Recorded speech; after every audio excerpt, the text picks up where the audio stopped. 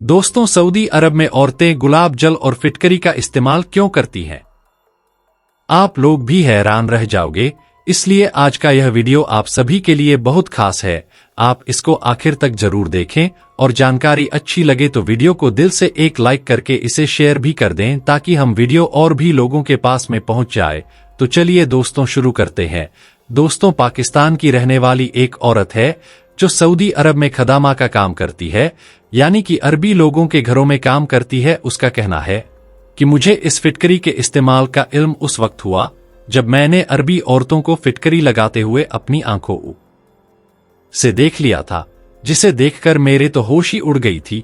इस औरत ने अपनी पूरी कहानी कुछ यूं बताई। वह कहती है कि मेरा नाम रुबीना है, मैं पाकिस्तान की रहने वाली हूं। मेरी शादी एक ऐसे इंसान के साथ में हुई थी जो सऊदी अरब में सालों से काम कर रहा था और इस वक्त वो पाकिस्तान में सिर्फ शादी करने के लिए ही आया था। फिर मेरी शादी को हफ्ता भर भी नहीं गुजरा था, एक दिन मेरे शोहर ने मुझे अपना सामान बांधने को कह दिया, क्योंकि अब उसकी वापसी का वक्त आ गया था। अब उसे सऊदी अरब में वापस जाना था। यह सुनकर मैं सुबक सुबक कर रोने होने लगी, क्योंकि अभी तो हमारी शादी को हफ्ता भर भी नहीं गुजरा था कि मेरे शोहर ने वापस जाने की बात कह दी। मैंने अपने शोहर से कहा कि मैं आपके बगैर यहाँ पर कैसे रहूंगी, तो इस पर वह कहने लगे कि क्या करूं, मजबूरी है, मेरी रोजी रोटी के लिए मुझे वापस जाना ही होगा। फिर मुझे अपना सामान बांधने का कहकर वह बाजार में चले गई। फिर कुछ देर बाद मैंने देखा कि मेरे शोहर तकरीबन 10 किलो से भी ज्यादा फिटकरी खरीद कर ले आए और लाकर मुझसे कहने लगे कि इसे भी मेरे सामान में बांध दो। इतनी सारी फिटकरी देकर मैं तो हैरान रह गई। इसलिए मैंने अपने शोहर से पूछा कि आप इसका वहां पर क्या करेंगे, तो यहां सुनकर मेरे शोहर ने कहा कि मुझे नहीं पता, सऊदी औरतें इस फिटकरी का कुछ और ही इस्तेमाल करती हैं, लेकिन हाँ मुझे यह मालूम है कि वहां पर इस फटकड़ी की अहमियत बहुत ज्यादा है। सऊदी औरतें इस फटकड़ी को खरीदने के लिए तड़पती हैं। तकरीबन वहां पर हर सदी औरत के घर में यह फिटकरी जरूर मौजूद होती है। इसलिए मैं जब भी छुट्टी काट कर वापस जाता हूं तो मैं इस फिटकरी को जरूर लेकर जाता हूं। मेरे शोहर की यह बात सुनकर मैं हैरान रह गई और सोचने लगी कि आखिर सऊदी अरब की औरतें इसड़ी का क्या करती हैं। खैर, फिर मैं उनका सामान बांधने लगी और उनके सामान में यह फिटकरी भी रख दी और इसके बाद मैं अपने शोहर से कहने लगी कि आप जितना जल्दी हो सके मुझे भी वहां पर अपने पास बुला लेना।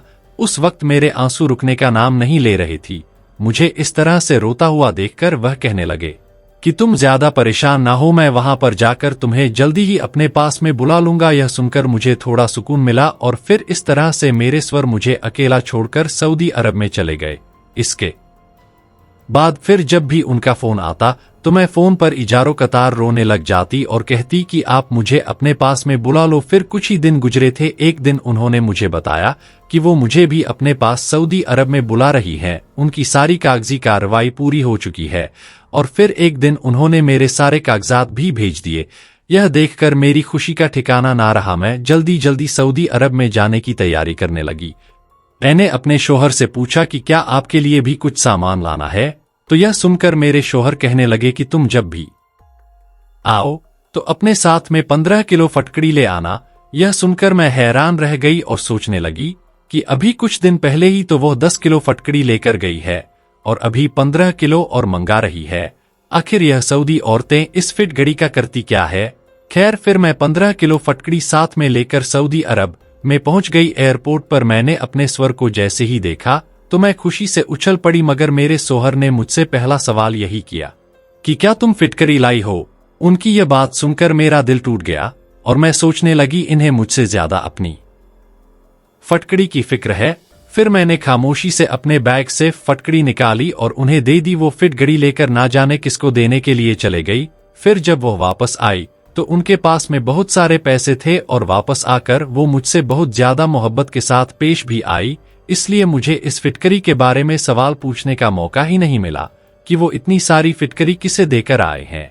खैर, इसके बाद में हम दोनों साथ साथ रहने लगे। मैं बहुत ज्यादा खुश थी कि मैं अपने शोहर के साथ में रह रही हूं।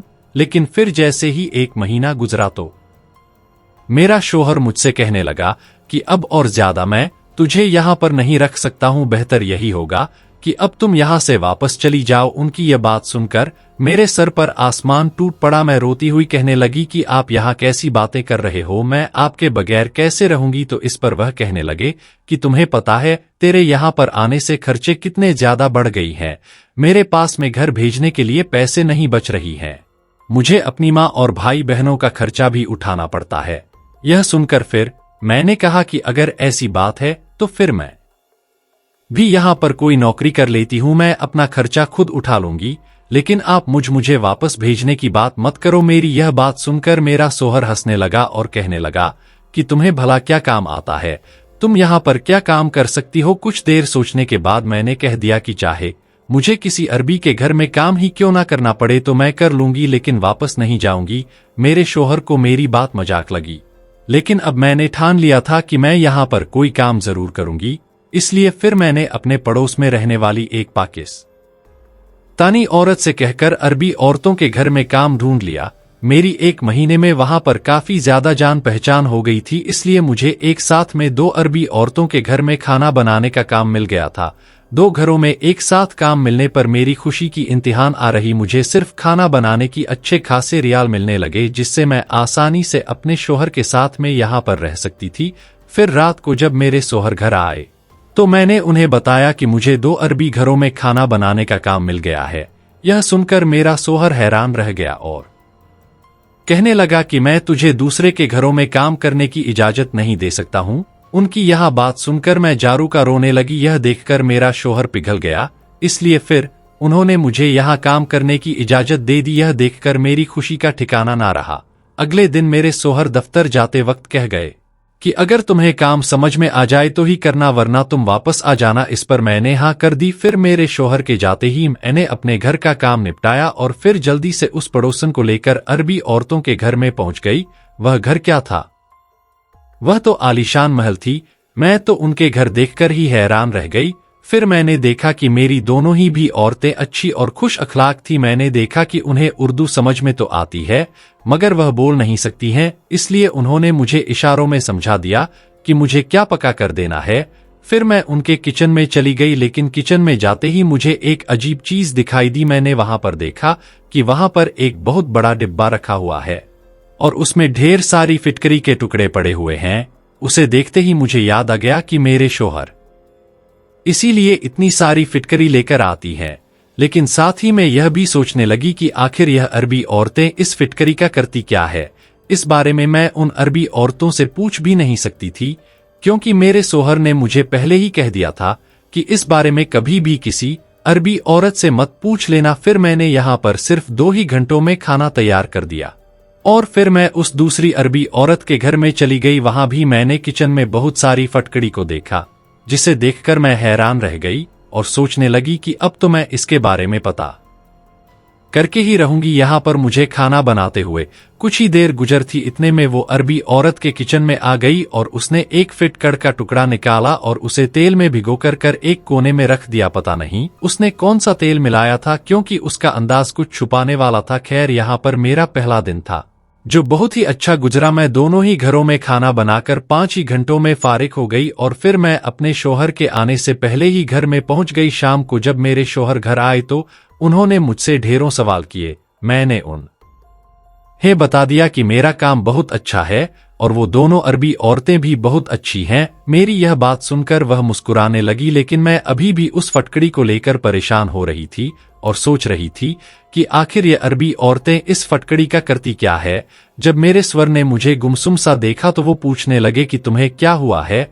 फिर मैंने अपने सवर को सारी बातें बता दी कि मैंने किस तरह से दोनों ही अरबी औरतों के किचन में फिटकरी को देखा है, लेकिन मुझे यह समझ में नहीं आ रहा है कि यह अरबी औरतें इस फटकड़ी को किस काम में इस्तेमाल करती हैं। मेरी यह बात सुनकर मेरा शौहर हंसने लगा और कहने लगा कि तुम औरतें भी छोटी छोटी बातों में उलझ जाती हो। चलो अब मैं ही तुम्हें इसका पता करके बताऊंगा कि आखिर अरबी औरतें इस फटकड़ी का क्या करती हैं। अब मेरे दिन यहाँ पर तेजी से गुजरने लगे और मेरा काम भी बहुत अच्छे से चल रहा था। एक दिन मैं घर में बैठी हुई थी कि तभी मेरे शौहर दफ्तर से घर आई और आते ही मेरा हाथ पकड़कर बैठ गई और कहने लगी कि आज मैं तुम्हारी सारी परेशानी को दूर कर देता हूं और तुम्हें इस फटकड़ी का राज बता देता हूं। लेकिन यह अरबी औरतें नहीं चाहती हैं कि उनका यहाँ राज किसी को पता चले, क्योंकि इनके यहाँ पर इस फटकड़ी का इस्तेमाल सदियों से होता आ रहा है और यह इसे अपने तक ही मौजूद रखना चाहती हैं। फिर मेरे सोहर कहने लगे कि तुम्हें पता है, हर इलाके में अपने कुछ रस्म और रिवाज होते हैं, इसी तरह से हर इलाके में अपने कुछ टोटके और इलाज भी होते हैं।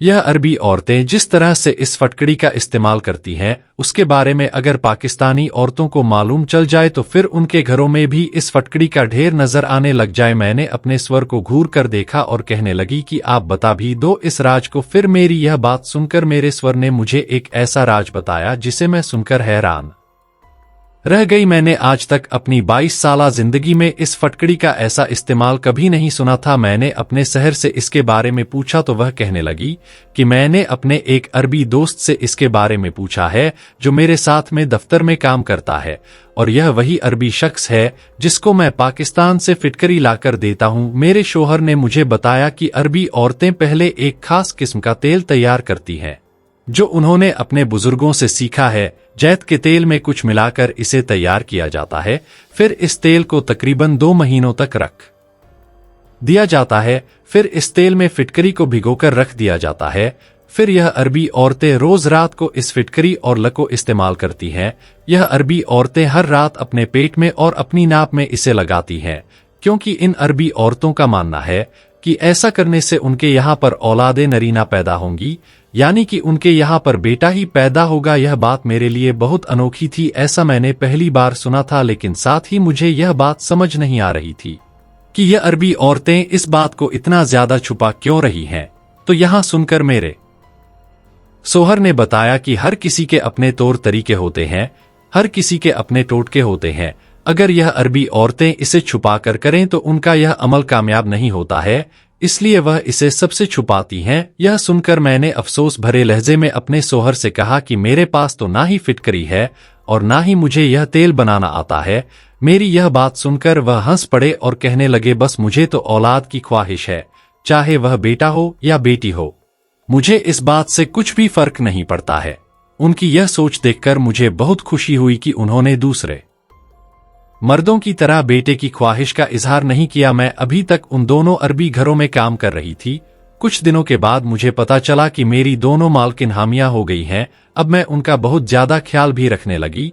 फिर यहाँ पर हैरत की बात यह हुई कि उन दोनों ने बेटों को ही पैदा किया, यानी कि उन दोनों अरबी औरतों के बेटे ही पैदा हुआ। शायद उनका बनाया गया तेल वाकई में काम कर गया।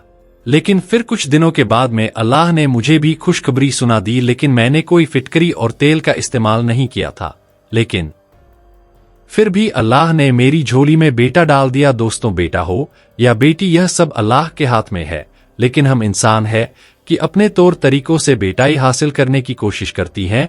अरबी औरतें भी कुछ ऐसा ही टोटके इस्तेमाल कर रही थी। वो कहती है कि मैं इस बात को तो नहीं जानती कि सऊदी अरब में कितनी औरतें इस फिटकरी का इस्तेमाल करती हैं, लेकिन जहां तक भी मैंने देखा ज्यादातर अरबी औरतों के घरों में फिटकरी मौजूद होती है। दोस्तों, क्या आप भी बेटा हासिल करने के लिए इस तरह के कुछ टोटके इस्तेमाल कर रहे हो, या फिर आपने भी अरबी औरतों के इस फटकड़ी वाले टोटके को सुन रखा है? आप हमें कमेंट बॉक्स में इसके बारे में जरूर बताएं और आप अपनी राय जरूर दें।